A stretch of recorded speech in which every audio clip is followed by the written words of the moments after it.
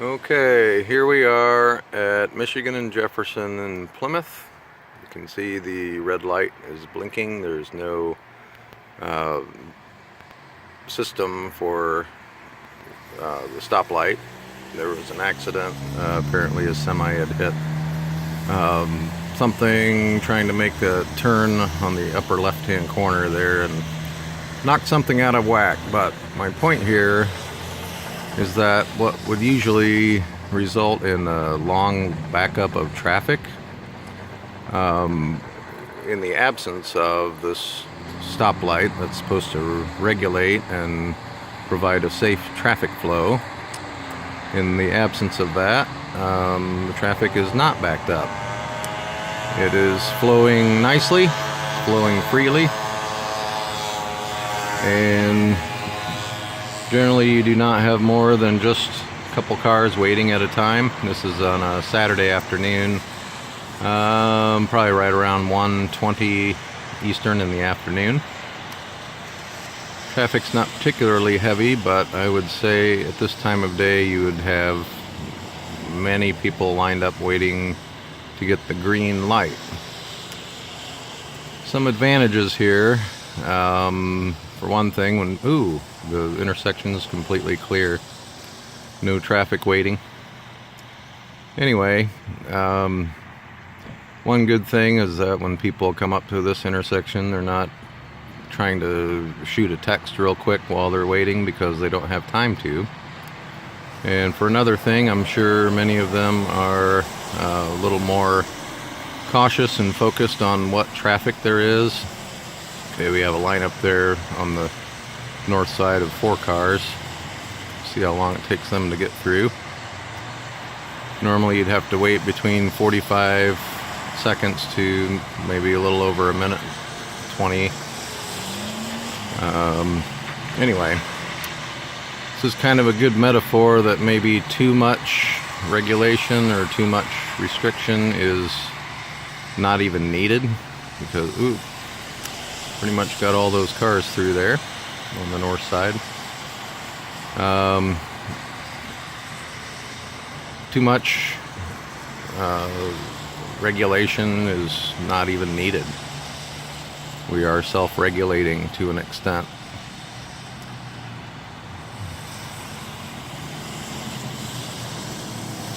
I'll just let this run for a little bit so you can kind of see how things flow. This isn't a particularly busy town or highly populated, but the traffic has increased a lot over the last few years. And even yesterday on a Friday afternoon at 4 o'clock, people getting off work, it was about the same situation here. I can just attest to that. As I traveled through this intersection about that time of day, generally there would be a lot of people getting off work in the Friday traffic, people heading out to do whatever. So, but just see how nicely the traffic goes just by itself. People letting each other take their turns and keeping an eye on what traffic is all around them. Pretty soon I'm going to go about half a mile to the east and show you what kind of traffic there is, which is about the same volume, and how much it gets backed up with the stoplight. That is not what I call a smart light, because it doesn't really detect when people are or are not waiting for the light. It just goes on its own timer and sensors just to know when somebody is there, but it doesn't have a brain of its own. Okay, well, we have 4 cars here on the 5 vehicles on the near side here. You can probably check for yourself and time how long it takes people to get through.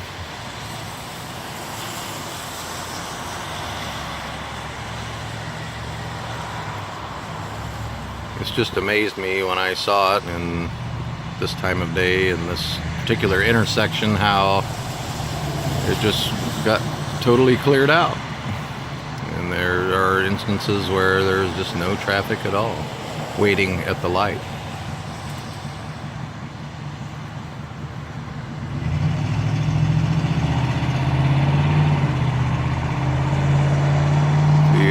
4 lanes going north and south, like up to the left and right, and then the far left and right you have turn lanes, but it's basically a single lane.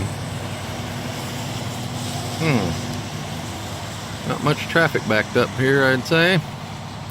So let's move on to the next observation. Okay, we're about maybe a half mile east of where I was before. Interesting thing about this intersection is maybe a little over a year ago there was a power outage and they had to put stop signs in here. The traffic flowed very freely, just like it did in the as you saw earlier. But now we have people waiting. You'll notice I'm looking to the north, like toward the top. The north-south barely gets any time on the green light and is very slow to respond when there's traffic waiting. So you can time for yourself how long this vehicle right here has to wait. So it's been there a little while already.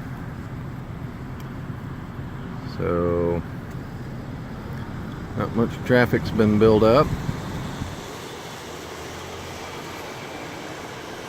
This does get very busy at certain times of day when school gets out or when work gets out, because to the north there are a lot of factories and things. But I guess the point here is basically people having to wait depending on the volume. And this is just about maybe 5 minutes after I took the last video. It's not really showing you what I wanted to show you, but because now the intersection's cleared. But for a Saturday, I suppose this is maybe par for the course here. Worst thing is when you come to this light at, say, 8 p.m. at night and there's hardly any traffic and you're stuck waiting for 1 minute and 20 seconds for that north-south light to change for you. So I guess this isn't a really good example of any big difference here. On the other hand, you could say that there really is no difference between having a stoplight that's measured and calculated and not having one at all, or just having a stop. A good lineup of vehicles back there. So I guess that's kind of showing you a little bit. And we have these vehicles all getting lined up here.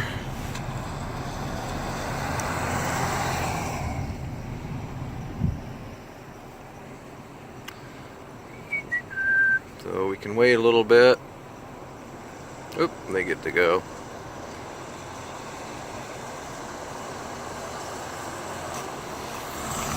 Meanwhile,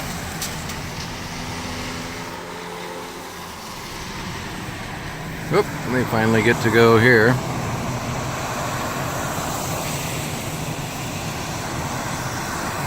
Got some cars lining up here to the right.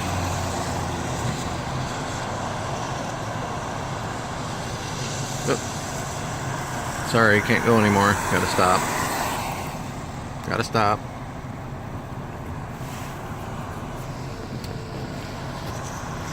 Left turn only.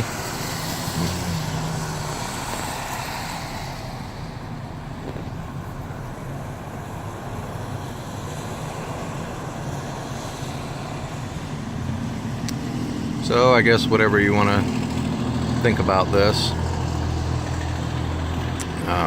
Just trying to show the little examples here of how not having regulated stoplights is really a little more efficient and makes people better drivers. I don't know how long it's been since that poor red car has had to wait there. You can look at the time yourself. But meanwhile, we're racking up some good backed up traffic here. So make of it what you will. Just comment whatever you want to comment. I'm just not one, like at a certain point, at least in this town, you can just flip all the lights to blink at a certain time of day and everyone would be much happier. He's pretty happy. It's a nice car. So everybody have a good one.